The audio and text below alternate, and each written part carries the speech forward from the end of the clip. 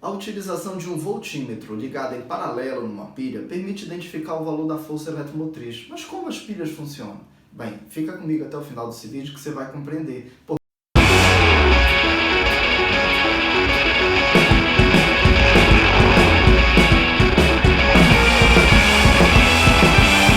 Olá, sejam muito bem-vindos a mais uma videoaula do canal Acadequímica. Nesta aula, vamos compreender o funcionamento de uma pilha por meio da análise da pilha de Daniell.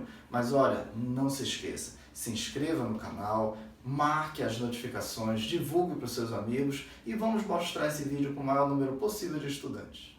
Bom, então nós vamos começar analisando a estrutura da pilha de Daniell.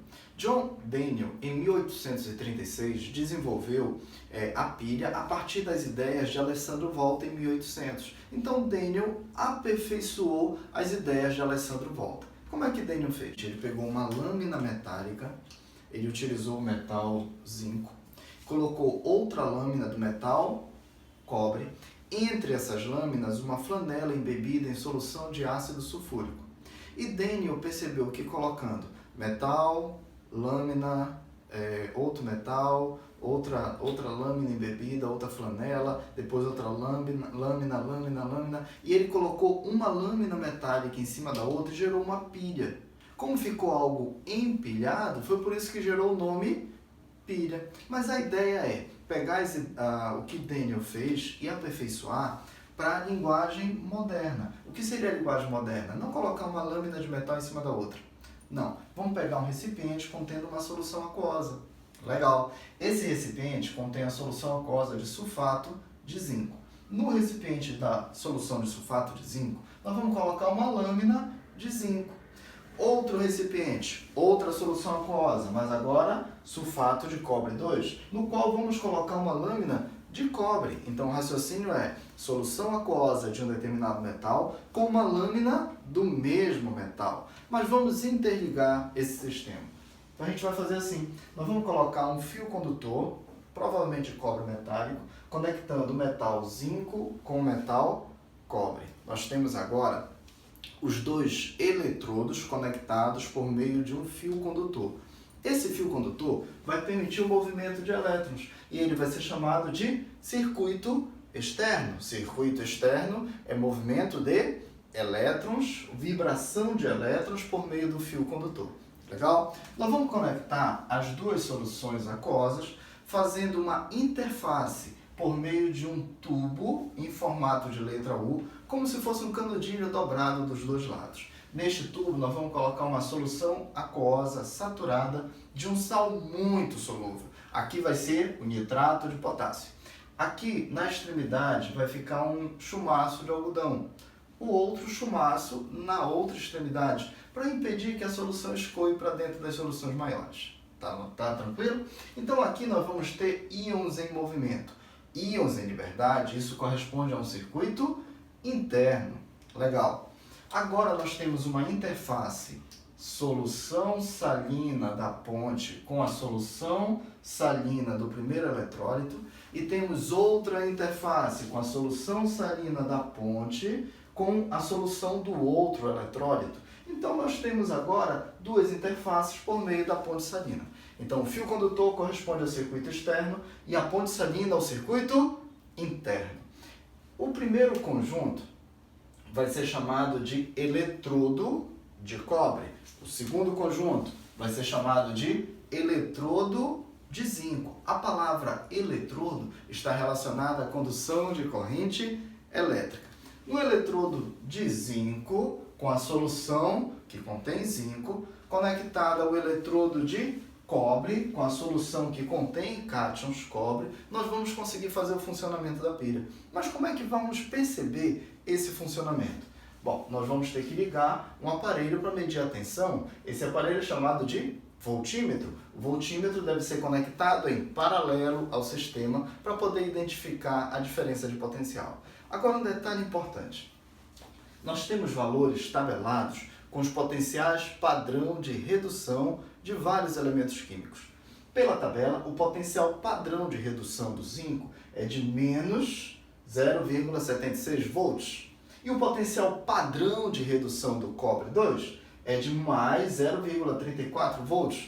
comparando esses valores. E essa comparação é bastante importante. É a partir do entendimento desses valores que nós vamos ter a certeza de qual elemento vai sofrer oxidação e qual elemento vai sofrer redução. Dá uma olhada para cá. Esses valores são dos potenciais padrão de redução.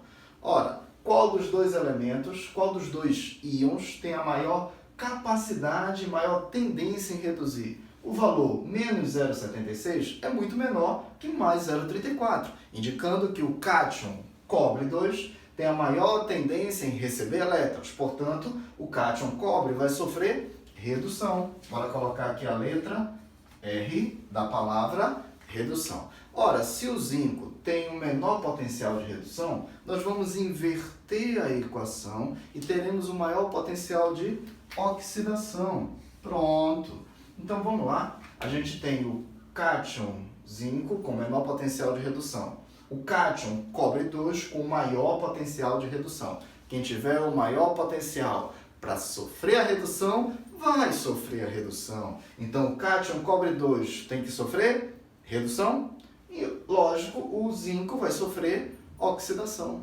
Tranquilo? Então vamos identificar como é que vai ficar a lâmina metálica. Com o passar do tempo, a lâmina de zinco vai sofrer oxidação. Com isso, cátions zinco vão ser liberados na solução aquosa. Consequentemente, elétrons vão ser empurrados pelo eletrodo de zinco para o circuito interno. Os elétrons vão chegar na outra extremidade.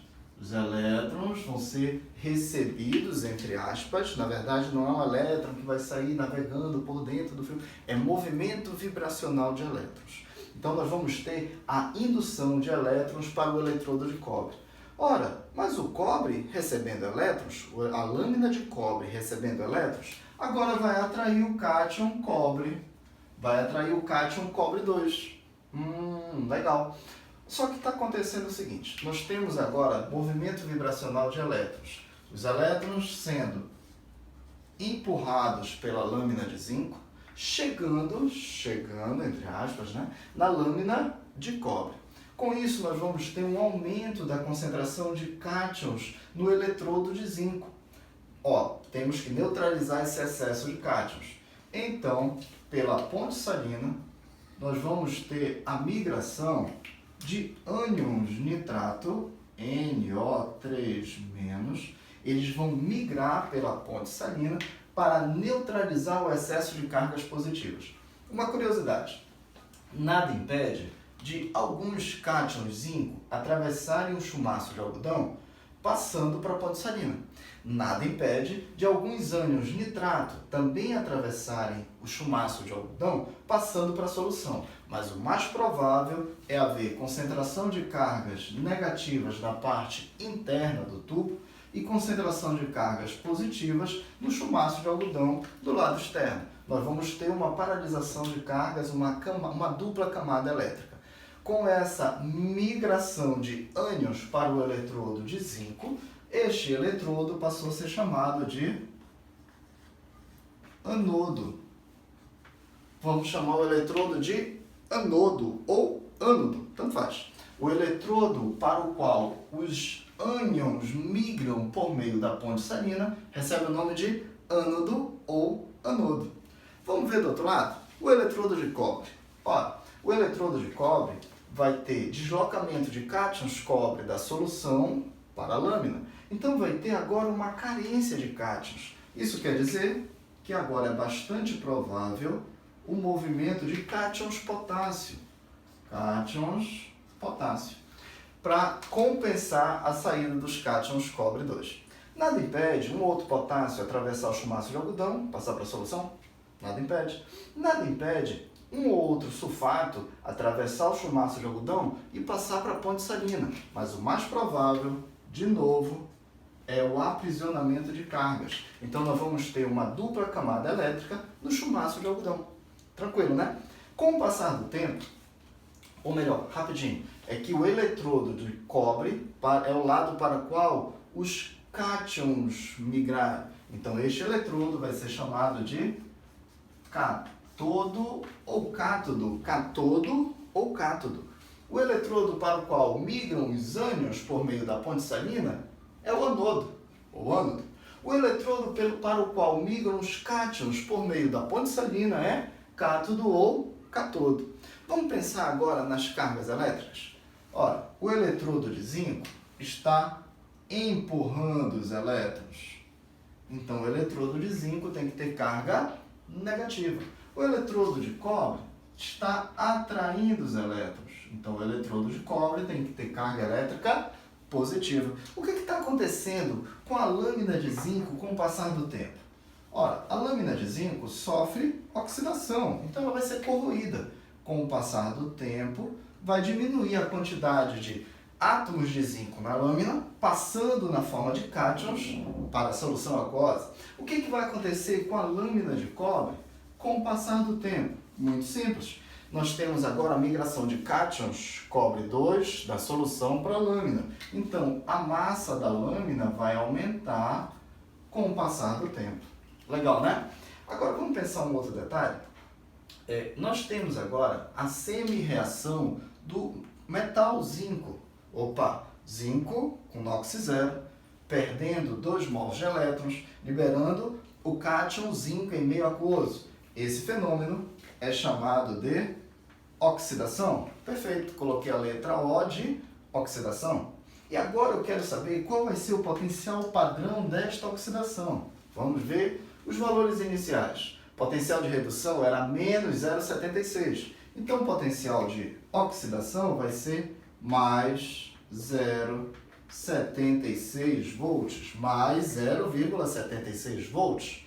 Vamos lá para o outro eletrodo? O cobre está recebendo elétrons, originando o cobre metálico. Vou colocar a letra R da palavra redução. Vamos pegar esse potencial de redução? Ora, o valor fornecido na tabela já é redução. Então, vou repetir o valor. Mais 0,34 volts. 0,34 volts. Agora, a gente pode somar a semi-reação de oxidação com a semi-reação de redução. Somando as duas, vamos achar a nossa equação global. Me ajudem. Inicialmente, o metal zinco no estado sólido vai sofrer oxidação liberando 2 mols de elétrons. O cátion cobre 2, o cátion cobre 2 vai receber 2 mols de elétrons no processo de redução. Nós teremos então no produto o cátion zinco em meio aquoso e a formação de cobre metálico depositado na lâmina, mais cobre metálico depositado na lâmina. E a gente pode calcular também a variação de potencial de eletrodo. A gente tinha aqui o potencial de eletrodo na oxidação do zinco. Temos também o valor do potencial de eletrodo na redução do cobre. Agora eu quero saber quanto é a variação desse potencial de eletrodo no estado padrão. A gente vai somar direto os valores. Mais 0,76 volts com mais 0,34 volts, total de mais 1,10 volts. Isso quer dizer que nós temos uma pilha com funcionamento espontâneo. O ΔE total deu um sinal positivo, medindo 1,10 volts. Este ΔE é equivalente à força eletromotriz da pilha. Porém, como essa pilha é um circuito muito pequeno, muito simples, a resistência interna deste gerador, porque a pilha é um gerador, a resistência interna é tão pequena que a força eletromotriz é praticamente igual a DDP. Então, a gente vai chamar o ΔE de FEM. FEM significa força eletromotriz. Como a resistência interna do gerador é muito pequena, a força eletromotriz vai ser aproximadamente igual a DDP, que é a diferença de potencial. É por isso que muitas vezes vocês vão encontrar em alguns livros a relação dizendo que ΔE é a mesma coisa que DDP. ΔE é a mesma coisa que força eletromotriz e é aproximadamente igual a DDP. Esse é o esquema geral de funcionamento da pilha de Daniell. Algumas características só para a gente fechar. Sempre no processo de oxidação e redução, uma espécie química vai ter que perder elétrons, outra recebe elétrons. Quem sofre oxidação perde elétrons. Quem sofre redução é que recebe os elétrons. A soma da oxidação com a redução dá a equação global. Toda vez que eu tiver uma pilha, a equação global vai ter que fornecer um ΔE com sinal positivo. Esse ΔE com sinal positivo indica que o funcionamento da pilha é espontâneo. Pensando agora nos eletrodos. O eletrodo de zinco é o ânodo, é o eletrodo em que ocorre a oxidação, que tem polaridade negativa, que empurra de forma vibracional os elétrons no circuito externo. O eletrodo de cobre é chamado de cátodo ou catodo, com carga positiva, recebe essa vibração de elétrons e a gente vai ter o aumento da massa de cobre por meio da reação de redução. Para fechar, para eu não esquecer mais, uma expressão fundamental no estudo da eletroquímica é você lembrar que cátodo que começa com consoante é o eletrodo em que ocorre a redução, e o ânodo, que começa com vogal, é o eletrodo em que ocorre oxidação. Acaba gerando essa palavrinha que ajuda a gente a lembrar um pouquinho. É CRAL, mas vamos lá, vamos só entender. É que no cátodo sempre ocorre uma redução, enquanto que no ânodo sempre ocorre uma oxidação. Gente, este é o final da nossa aula, espero que vocês tenham compreendido. Isso aqui é a parte inicial do estudo de eletroquímica. Em próximas videoaulas vamos aprofundar esse assunto. Muito obrigado pela atenção, um grande abraço e bons estudos.